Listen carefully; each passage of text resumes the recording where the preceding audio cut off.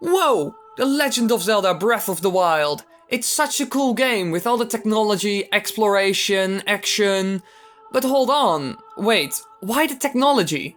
Where did this come from? We have never seen anything like it in the previous games.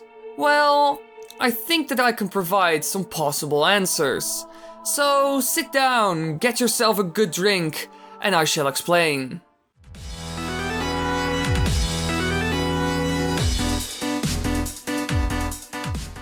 We have seen this very advanced technology in a couple of places in the new Zelda game. The shrines, the towers of resurrection, and way more. Stuff like lifts, lasers, tablets, all that kind of crazy tech. But the only hint we get is the Sheikah symbol that we see everywhere. But did the Sheikah really build all of this on their own?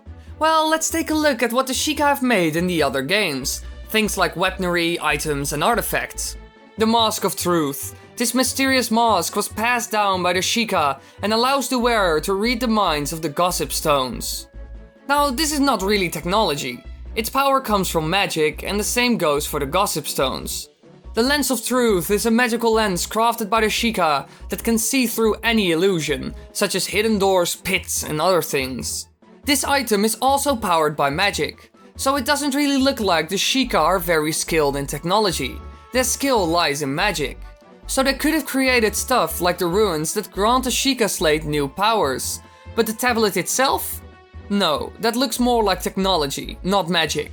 So could it be a combination of magic and technology? And if so, who helped them with it? The Hylians? They are still stuck in medieval times. Which race is close to the gods, has very advanced technology, and has ties to the Sheikah? Think for a second. Yeah? You got it? Great, and you're right, it's the Oka. The Oka are seen to be highly developed in terms of technology. They've built massive cannons that are capable of launching someone to and from the heavens, crafted a rod that can bring life to inanimate objects, and even built their own city in the sky that is held up by powerful propellers. The Oka are the closest race to the gods, closer even than Hylians, whose land, Hyrule, was founded by the Oka. To maintain contact with the royal family of Hyrule, the Oka created a mysterious rod known as the Dominion Rod. This rod would only be carried by one known as the Messenger to the Heavens, who would then use the rod whenever the royal family needed to communicate with the Oka. Along with the Rod of the Heavens, the Sky Beings left the ancient Sky Book with the Sheikah, which was to be given by royal decree to the Heavenly Messenger. The Oka are a perfect fit. Their technology is very advanced and they are allies with the Hylians and the Sheikah. They also seem to have knowledge of certain types of technology that we see in the new game, like telekinesis. And before anyone says, how are you sure that it's not magic? Well, have you seen the rod? It's big enough to fit any electronics and way more, so there's certainly a chance. We can't say this about the Mask of Truth, for example. But what about the markings that we see on the wall? All those strange dots and lines. What does it mean? Well, they look like constellations. In everyday usage, a constellation is a traditional or recognizable group of stars in the night sky, or the region of the sky containing them. This fits very well with the Oka since they live in the sky, so constellations would probably be something they use themselves.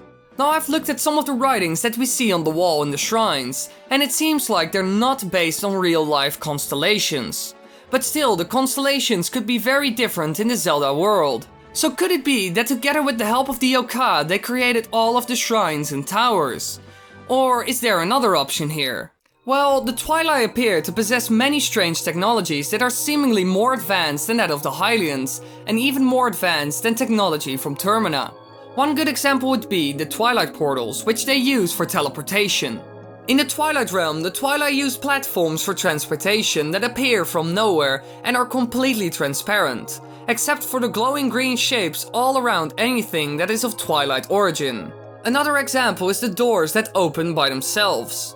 These doors have only one green shape when inactive, but when opened, the green shape extends, highlighting more details.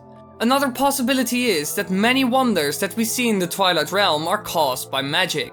So could it be that instead of the Oka, the Twilight helped with building the shrines? Well, we do see similar types of glowing constellation-like patterns on doors and stairs. So could it really be? I don't think so. and there's a really good reason for this. The Twilight descended from a tribe of sorcerers known as the Interlopers, who attempted to seize control of the sacred realm after the creation of the Triforce. However, their efforts failed and they were seized by the goddesses Din, Nehru and Feyror. With the aid of the light spirits, the Interlopers were banished to a land known as the Twilight Realm. So the relationship between the Hylians and the Twilight is not that good, but it got even worse when Zend attacked Hyrule Kingdom in Twilight Princess. But this was only in the child era, so it kinda depends on the timeline. Now we move on to the third option, which is the most likely one in my opinion. When Hyrule was flooded in the Wind Waker, the gods created the Tower of the Gods to test the courage of anyone who wished to wield the Master Sword, and to prevent unworthy people from obtaining it. The main tower is tall, round and made of white-grey stone. Strange black patterns cover small parts of the surface. These patterns look a lot like the ones we see in the shrines.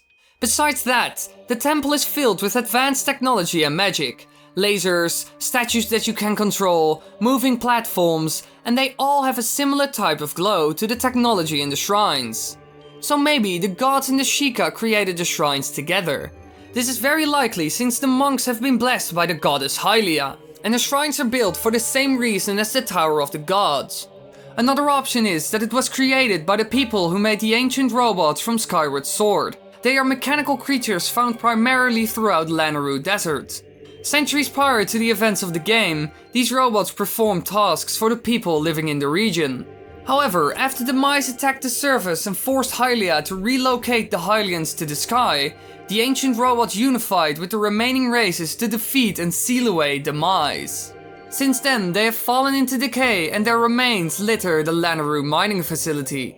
We can clearly see that they are robots and they belonged with an ancient race, but it's uncertain if they had any ties to the Sheikah. But hold on, there could also be a fifth option.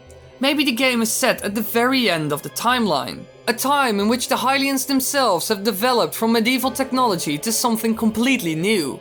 Something way ahead of those times. We can see that Termina is ahead compared to Hyrule. They have rockets, photography, clocks and way more. But don't think that the people of Termina helped the Hylians with their development. They live in separate universes. It's not happening. Maybe in time, the Hylians and the Sheikah caught up and even got ahead. Link has slept for over 100 years. A lot can happen in that time, so who knows? But another weird thing that we see in the new Zelda game are the Guardians. They're supposed to be, well, guardians, right? But why did they attack Link? Why did they become hostile? Well, go over to my new video about the Guardians in Breath of the Wild to find out.